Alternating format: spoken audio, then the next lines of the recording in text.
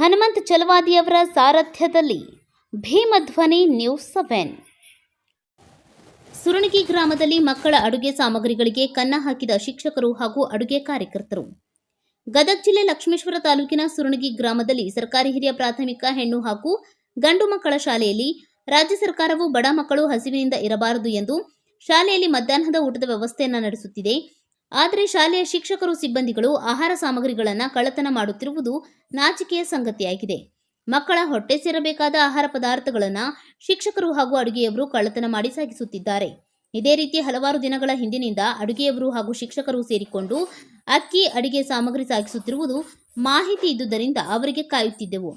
ಅಡುಗೆ ಸಿಬ್ಬಂದಿ ಇದೇ ಸಮಯದಲ್ಲಿ ಶಾಲೆಯಿಂದ ಅಕ್ಕಿ ಹಾಗೂ ಹಾಲಿನ ಪಾಕಿಟು, ತರಕಾರಿ, ಇತರೆ ಸಾಮಗ್ರಿಗಳನ್ನು ಸಾಗಿಸುವ ಸಮಯದಲ್ಲಿ ಗ್ರಾಮಸ್ಥರು ಎಲ್ಲರೂ ಸೇರಿ ಹಿಡಿದು ಹಾಕಿದ್ದೇವೆ ಎಂದು ಗ್ರಾಮದ ನಿವಾಸಿ ರಮೇಶ್ ಹಂಗನಕಟ್ಟಿ ಹೇಳಿದ್ದಾರೆ.